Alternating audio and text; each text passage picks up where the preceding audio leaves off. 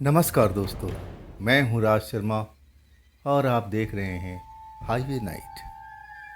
तो चले दोस्तों आज की कहानी के सफ़र पर। दोस्तों ये कहानी नंद किशोर जी की है, जो बिहार के प्रॉपर रहने वाले हैं। मतलब वहाँ पर उनका घर द्वार है, लेकिन उनका आधा से अधिक परिवार कोलकाता में रहता था। नंद किशोर जी बताते हैं कि मैं तो गांव आता था जाता था अकेले ही, और मुझे कभी भूत प्रेत और ऐसी शक्तियों से कभी पाला नहीं पड़ा, क्योंकि मैं वक्त पर स्टेशन पर उतरता था और दिन ही दिन में अपने घर पहुंच जाता था। रात को मैं कभी अकेले स्टेशन से अपने गांव का सफ़र नहीं किया था। लेकिन उस दिन मेरी किस्मत ही खराब थी। ट्रेन काफ़ी लेट हो चुकी थी और मैं जब अपने स्टेशन पर उतरता हूँ ना, तो रात के करीब 10 से ऊपर का टाइम हो चुका था और सर्दी का टाइम था। मैं जब उतरता हूँ ना, तो जो मैं उम्मीद कर रहा था कि अब तो मेरे गांव का कोई साधन मिलेगा नहीं, लेकिन मैं मन में एक इच्छा थी कि कोई ना कोई हमारे गांव का लोग मिल जाएंगे। लोग बाग आते जाते रहते हैं, तो कोई ना कोई हमारा साथी बन जाएगा और फिर हम उसके साथ पैदल ही अपने घर तक चले जाएंगे। 3 किलोमीटर का सफ़र नौजवान लड़के के लिए कोई ज़्यादा मुश्किल भरा तो नहीं है। और यही मेरे मन की सब कुछ चल रहा था, मन में यही सब घुमड़ रहा था। लेकिन जब स्टेशन से मैं उतरता हूँ और स्टैंड पर आता हूँ, वहाँ पर कुछ दुकानें थी नाश्ता पानी की, चाय पानी की, और वो सब बंद दिखाई दे रही थी। एक भी इंसान दुकान के आसपास में मुझे देख नहीं रहा था। लेकिन एक दुकान के आगे में आग सुलग रही थी। मतलब जहाँ आग सुलगे वहाँ कोई न कोई तो ज़रूर होगा।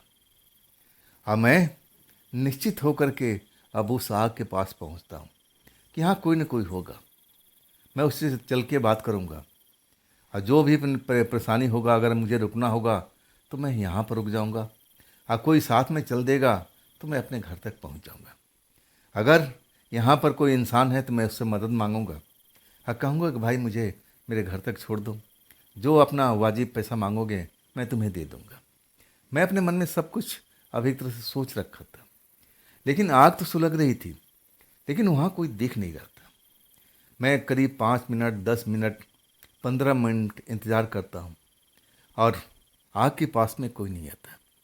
तो आग कौन जला के गया है? मन में अब थोड़ा परेशानी होने लगती है। ठंड का टाइम भी था और सच कहूँ ना कि मैं भूखा भी था। भूख भी लग रही थी, प्यास भी लग रही थी। अब वहाँ पर मैं देखा था, जहाँ पर आग सुलग रही थी वहाँ पर एक हैंड पंप भी था, और तब मैं अपने खाली बोतल उस हैंड पंप से भर लेता हूँ। लेकिन 2-4 घूंट पानी पीने के बाद पानी बेस्वाद लगता है। मतलब भूख लगी हुई थी, खाली पानी से पेट तो भरने वाला नहीं था। लेकिन वहाँ पर कुछ खाने पीने को था ही नहीं। अब भूख के मारे मुझसे रहा नहीं जा रहा था। हाँ, मैं भूत प्रेत से बहुत ही डरता था, घबराता था। हाँ, मैं तो रात के टाइम अकेले ये सफ़र करने वाला नहीं था। मैं तो बस उम्मीद लगाया था कि यह आग सुलग रही है तो कोई ना कोई इंसान तो ज़रूर आएगा। हाँ, मैं उससे मदद मांगूंगा, शायद वो मेरी मदद भी कर दे। लेकिन अब भूख का क्या करें? वहाँ पर एक टूटी फूटी बेंच थी आग के पास में। हाँ, मैं वहाँ बैठ जाता हूँ। बैठने के बाद मुझे ध्यान आता है कि अरे, मैं अपने घर परिवार के लिए मिठाई तो कलकत्ता से ले लिया था, तो मिठाई किस काम की आएगी? अरे मैं भूखा हूँ, मिठाई को क्या है भाई? मिठाई तो अब चलो कल कहीं से और ले लेंगे, गांव में से और कहीं से मंगा लेंगे। लेकिन इस टाइम मुझे भूख का शांत भी तो करना है। अब मेरे पास में भरा हुआ डिब्बा था, कम से कम 2 किलो का इतना तो होगा। अलग अलग 1-1 किलो का 2 पैक था। एक में अलग मिठाई थी, एक में अलग अलग मिठाई थी। एक मिठाई का पैकेट मैं अब निकाल लेता हूँ। बेंच पर बैठा हुआ मिठाई खोलता हूँ और मिठाई का स्वाद लेने लगता हूँ। और तब मुझे थोड़ा अच्छा फील होने लगता है। जब पेट में कुछ जाता है ना, और तब दिमाग भी खुलने लगता है। और तब मैं सोचता हूँ कि आग अभी तक तो जलती हुई दिखाई दे रही है। ना तो इसमें कोई लकड़ी डाल रहा है, ना कोई ईंधन डाल रहा है। तो आग इतनी देर से अपने आप जल क्यों रही है? ये बूझ क्यों नहीं रही है? लकड़ी ये ख़त्म क्यों नहीं हो रही है? दिमाग मेरे खुलने लगा। लेकिन जब तक मैं इस चीज़ पर फोकस करता तब तक किसी के खांसने की और चलने की आवाज़ आती है। तब मैं देखता हूँ कि एक एजेड व्यक्ति, दाढ़ी बढ़ा हुआ है, सर के बाल सफ़ेद, दाढ़ी भी सफ़ेद, और मेरे पास में आता है। मुझे अब बेंच के सामने जहाँ पर मैं बैठा हुआ हूँ, जहाँ पर आग सुलग रही है, वो मुझे बेंच के पास में आके घूरता है और फिर आग के पास जाके बैठ जाता है। जब वो बैठ जाता हूँ तब मैं समझ जाता हूँ ये आग इसी बाबा जी ने लगाया होगा, ये आग उन्हीं का लगाया हुआ है और कहीं काम से चले गए होंगे। और तब मैं बाबा जी से कहता हूँ, बाबा जी मैं आपसे एक मदद मांगना चाहता हूँ। बाबा जी अभी तक मुझसे कुछ सवाल जवाब कुछ भी नहीं किए थे कि तुम कौन हो, कौन सा तुम्हारा गांव है, कहाँ से आए हो, कहाँ जा रहे हो, कुछ भी सवाल नहीं किए थे। लेकिन मैं सब कुछ बताता हूँ उनको कि बाबा जी मैं कोलकाता में रहता हूँ, अब मेरा घर 3 किलोमीटर की दूरी पर है, लेकिन मैं भूत प्रेत से बहुत डरता हूँ। बाबा जी आप मेरी मदद कर देंगे? अब मैं मदद ऐसा खाली हाथ आपको नहीं करूँगा, कुछ ना कुछ आपको रुपया पैसा दूंगा। आप हाँ हमारे घर पर ही रात में रुक जाना, और सुबह में भोजन वगैरह करके तब आपको हम विदा करेंगे। ये मेरा छोटा सा काम कर दीजिए। अगर मुझे भूत प्रेत से डर नहीं लगता तो शायद मैं यहाँ पर रुका नहीं रहता। बाबा जी की आंखें चमकने लगी। आग जहाँ जल रही थी मैं देख रहा था, आग की रोशनी में उनकी आंखें में एक अलग सी चमक दिखाई देने लगी। तब वो पहली बार आवाज़ करते हैं, बेटा ये तुम क्या क्या चीज़ खा रहे हो? स्वाद तो, खुशबू तो अच्छी आ रही है, क्या मुझे भी कुछ दोगे? मैं कहने लगा, हाँ बाबा जी आप इधर ही आ जाओ ना, बेंच पर जगह है, और लो ये मिठाई खा लो। बाबा जी उठ करके फटाफट हमारे बेंच के बगल में आके बैठ गए। मैं उनको कुछ मिठाई देता हूँ और वो स्वाद लेके मजे मजे लेकर के खाने लगते हैं। कहते हैं, बेटा ये मिठाई का स्वाद बहुत ही मस्त है, ऐसा मिठाई तो यहाँ आसपास में मिलता नहीं। तब मैं कहता हूँ कि हम कोलकाता में रहते हैं ना, तो कोलकाता की फेमस मिठाई है, ये मिठाई यहाँ पर आपको मिल नहीं पाएगी। इस तरह मैं मिठाई देते रहता हूँ, खाते रहते हैं और मैं भी खाता रहता हूँ। जब पूरा पैकेट हमारा ख़त्म होता है तब मैं कहता हूँ, बाबा जी पैकेट तो ख़त्म हो गया, तो आप मेरी मदद करेंगे? तब कहते कि हाँ क्यों नहीं बेटा, मैं तुम्हारा मदद करूँगा, चलो क्या तुम तैयार हो चलने के लिए? मैं अभी तक जो आग पर निगाह रखे हुए था, आग अभी भी जल रही थी। जो ईंधन में देखा था वो जैसे जल करके ख़त्म ही नहीं हो रहा था। जैसे आग सुलग रही थी ना, वो बंद होने के नाम ही नहीं ले रही थी।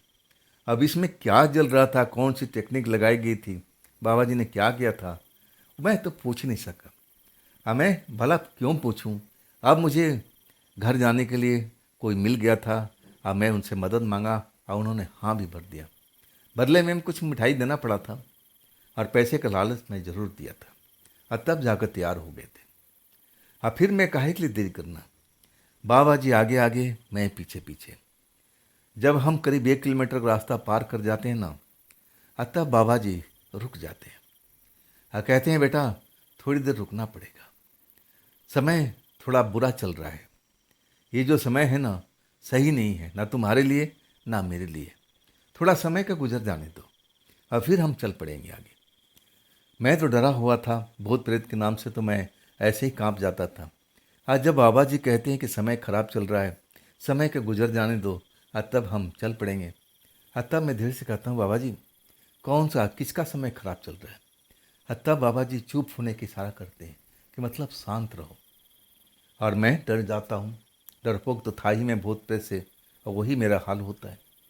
बाबा जी मुझे अब रुकने की इशारा करके, चुप रहने की इशारा करके, और हम दोनों रुके रहते हैं। रोड बिल्कुल साफ साफ दिख रहा था, जैसे रोड पर कोई अब था ही नहीं। रोड बिल्कुल खाली था, आसमान में चांद निकल रहा था, ठंडी भरी रात और तेज तेज हवा चल रही थी। बाबा जी ने यहाँ पर क्यों रोका था मुझे कुछ पल्ले नहीं पड़ रहा था। अतः मैं धीरे से फुसफुसाता हूँ कि बाबा जी हम यहाँ पर क्यों रुके हैं, हम अपने गांव क्यों नहीं चल रहे हैं? तब वो मेरे अपने होठों पर उंगली अब एक तरफ से रख करके इशारा करते हैं कि बच्चा अभी शांत रह, शांत रह, कुछ बोलते नहीं है, और मुझे इशारे इशारे में शांत होने की अब सलाह देते हैं। अब फिर मैं बोल नहीं पड़ा। मैं भी इंतज़ार करने लगा और बाबा जी भी इंतज़ार करने लगे। कुछ ही देर हुआ था। इसके बाद कुछ रोशनी सी नज़र आई जो खेतों की तरफ से आ रही थी, और रोशनी बहुत सारी, जैसे मसाल जल रहे हो या किसी ने लालटेन अपने कंधे पर टांग करके लठ में। हमारे ग्राम देहात में, बिहार साइड में ऐसे ही लोग करते हैं, रात में खेतों में जाते हैं ना, तो अपने लठ के आगे ये जो लालटेन जलती हुई होती थी ना, वो बांध लिया करते थे ताकि दूर से दिखाई पड़ जाए कि वहाँ पर कोई है, व्यक्ति है, खेत अकेला नहीं है। और वो पशु जानवर भी अब रोशनी देखकर डर जाते हैं कि भाई इस खेत में नहीं जाना है। मुझे लगा कि कहीं रखवाले तो नहीं है खेतों के, और इसीलिए ये सब रोशनी दिखाई दे रही है। मैं बाबा जी से पूछना चाहता था, लेकिन बाबा जी चुप होने का फिर इशारा कर रहे कि शांत रहो, शांत रहो, और मैं फिर शांत हो जाता हूँ। अब वो रोशनी बिल्कुल नज़दीक आ गई थी, और रोशनी मैं गिनने की कोशिश करने लगा, 30 से 32 तक थी। जैसे 30-32 लोग हों, अपने अपने लठ पर लालटेन बांध करके चल रहे हों। मेरा आइडिया ये था। और लेकिन जब वो पास आते हैं ना, तब मुझे एहसास होता है कि नहीं, ये कोई लालटेन नहीं है, ये कोई रोशनी नहीं है, ये रोशनी तो अलग ढंग की है। ये तो जैसे इंसानों से निकल रही है। तब मैं देखता हूँ कि लंबे लंबे व्यक्ति, और वो जो आगे बढ़ रहे हैं ना, और उनके सर के पास से जैसे कोई रोशनी से निकल रही हो। ना तो मसाल है, ना कोई लालटेन है। आज जब मैं देखता हूँ ना, तो खौफ में भर जाता हूँ। 30-32 लोग हमारे आंखों के सामने से उस रोड को क्रॉस करके और आगे निकलते हैं। जैसे मैं तो उनको देखता हूँ ना, तो मैं एकदम थर थर थर थर डर के मारे कांपने लगता हूँ। ये कैसे इंसान हैं, इतने ऊंचे इंसान ये आजकल कहाँ होते हैं, और स्वस्थ भी जैसे पहलवान सरीखा। और इनके सर के पास से ये अजीब सी रोशनी चमकती हुई क्यों नजर आ रही थी? कौन है ये लोग? लेकिन मैं पूछूं किससे? बाबा जी तो मुझे चुप करने का इशारा कर दिए थे। और जब वो लोग गुजर जाते हैं ना, तब बाबा जी कहते हैं, चल बेटा, अब समय हमारा आ चुका है, चलो अब डरने की बात नहीं है। लेकिन मेरे मन में कई सारे सवाल थे जो मैंने देखा था, मैं समझ नहीं पा रहा था। तब मैं बाबा जी से पूछता हूँ चलते हुए। बाबा जी भी तेज चल रहे हैं और मैं भी उनका साथ दे रहा हूँ। बाबा जी से यंग हो चुके हैं, इतना उम्र हो चुकी थी, लेकिन वो तो चलने में मास्टर थे, बहुत तेज चल रहे थे। अब मैं उनके पीछे पीछे अब एक तरह से चल रहा हूँ और सवाल पूछ रहा हूँ, बाबा जी ये कौन लोग थे? तब कहते हैं, बेटा मैं इनका नाम नहीं लूँगा, जो भी थे अब वो चले गए, अब छोड़ो ना, हमें क्या करना है, चलो अब निकल चलते हैं घर पर। और वही होता है, बाबा जी से मैं बहुत पूछने की कोशिश करता हूँ, लेकिन बाबा जी टाल देते हैं कि नहीं बेटा, मैं इन लोगों का नाम नहीं ले सकता है, और मैं कहूँगा तुम भी इन लोगों को दिमाग में ज़्यादा देर मत रखो, नहीं तो तुम्हारे साथ कुछ बुरा होने लगेगा। मैं फिर डर जाता हूँ, आखिर ये कौन लोग थे? और तब हम अपने घर के आंगन के पास जो दरवाज़ा है वहाँ पर पहुँच जाता हूँ। बाबा जी वहाँ तक मुझे साथ देते हैं, और फिर कहते हैं कि तुम बेटा अपने घर तक आ गए हो ना, अब मुझे भी अपने घर जाना है। मेरा घर थोड़ा सा इस गांव के अगला गांव है, अब तुम अपना घर सुरक्षित आ गए हो, अब मैं भी अपने घर सुरक्षित पहुंच जाता हूं। तब मैं कहने लगा, बाबा नहीं नहीं, आप रुक जाइए, देखिए ऐसा ऐसा माहौल आपने बताया, देखा दिखा, और मैं तो बहुत डर गया था, आपको डर नहीं लगा? तब बाबा जी हंसते हुए कहने लगे, नहीं बच्चा, ये तो मेरे जीवन में चलता रहता है, ऐसे चीज़ें, ऐसी शक्तियाँ तो मैं देखता रहता हूँ, मुझे इस चीज़ों से मुझे डर नहीं लगता। मैं तो तुम्हारी मदद करने के लिए आया था, तुमने जो मेरा पेट भरा, तुमने मुझे मिठाई खिलाई, तो इतना तो काम मैं कर ही सकता था। तब मैं कहने लगा कि ठीक है बाबा। तब तक मैं दरवाजे पर दस्तक दे दिया था, और शायद मेरे परिवार के लोग अब जाग भी गए थे, लेकिन अभी दरवाज़ा, अब सर्दी का टाइम था ना, अपने अपने घर का अब दरवाज़ा बंद करके कंबल में सो रहे होंगे, रज़ाई में सो रहे होंगे, उठने में टाइम तो लगता है। आखिरकार तब तक मैं कुछ पैसे निकालता हूँ और बाबा जी के हाथ में दे देता हूँ। अब बाबा जी कहते हैं, ये क्या है? तब मैं बोलता हूँ, बाबा जी आपने मेरी मदद किया इस रात में, और मैं आपको ऐसे खाली हाथ कैसे जाने दे सकता हूँ। ये आपके परिवार के लिए, आपके परिवार में खर्च कीजिएगा, अपने नन्हे मुन्ने पर, अपने पोतों पर, पोतियों पर, जो आपके परिवार में है, ये रख लीजिए। लेकिन बाबा जी ने मना कर दिया कि नहीं बेटा, मुझे इस मोह माया में मत फंसाओ, मुझे इसकी ज़रूरत नहीं है। हाँ, तुमने मुझे मिठाई खिलाया, हाँ, इसके लिए बहुत बहुत धन्यवाद। अब मैं जा रहा हूँ, मुझे घर पर भी पहुँचना है, मुझे भी देर हो रही है। हाँ, तुम्हारा घर तो आ गया है, अब दरवाज़ा भी खुलने वाला है। और तब तक दरवाज़ा खुल भी जाता है। अगले पल हमारे घर के लोग मुझे देख करके आश्चर्य में पड़ जाते हैं। अरे अरे नंद किशोर, इस वक्त में, वो भी अकेले? मैं कहने लगा नहीं नहीं, मैं अकेले नहीं, मेरे साथ में ये बाबा जी हैं। तब परिवार के लोग कहते कहाँ हैं बाबा जी? आज जैसे मैं मुड़ के देखता हूँ ना, बाबा जी वहाँ पर तो थे ही नहीं। आज जबकि कुछ सेकेंड ही हुए थे। आखिरकार बाबा जी कहाँ गए? सच कहूँ ना, उस सर्दी में मुझे पसीना आ चुका था कि बाबा जी कौन थे। आखिरकार घर में आता हूँ, पूरी कहानी बताता हूँ। अतः मेरे परिवार के लोग मुझे डांटने लगते हैं कि तू अगर इतना लेट हो चुका था तो स्टेशन के पास में रुक जाता, स्टेशन पर रुक जाता। रात में सफ़र करने की क्या ज़रूरत थी? कौन थे वो बाबा जी, कहाँ मिले थे? तब मैं पूरी कहानी बताता हूँ कि मैं आग जल रहा था, मैं वहाँ इंतज़ार कर रहा था। तब मैं मिठाई खाने लगा, तब बाबा जी आए थे। परिवार को लोग कहने लगे कि वो भी एक आत्मा थे। अगर उस जगह पर तू अपनी मिठाई का पैकेट खोल करके खाता नहीं है तो वो जो प्रेतात्मा थे वो तेरे पास आते भी नहीं, तुझे नज़र भी नहीं आते।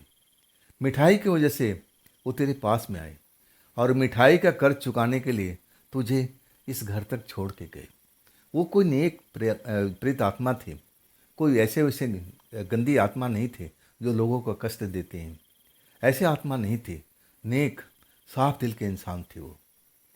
और आज भी जब मुझे उनकी चेहरा याद आता है, वो मंजर याद आता है, तब मैं उनको कोटि कोटि नमन करता हूँ कि बाबा जी ने उस रात मेरी एक तरह से जान बचाई थी।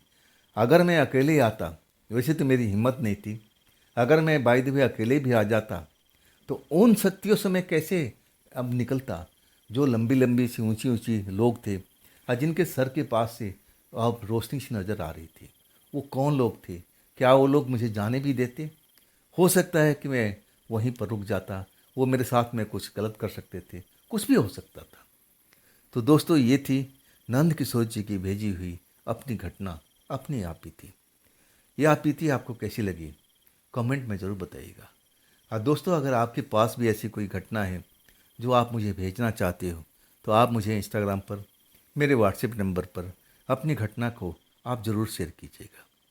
हाँ दोस्तों, ये भी चैनल आप ही का है, इसको भी अपना प्यार दीजिए, लाइक कीजिए, सब्सक्राइब कीजिए और अपने दोस्तों को शेयर करना बिल्कुल मत भूलिएगा। और हाइप वाला बटन को ज़रूर दबाइएगा। हाँ फिर दोस्तों, मिलते हैं ना इसी चैनल पर कल की रात इसी टाइम पर। आप लोग अपना ख्याल रखिएगा। नमस्कार।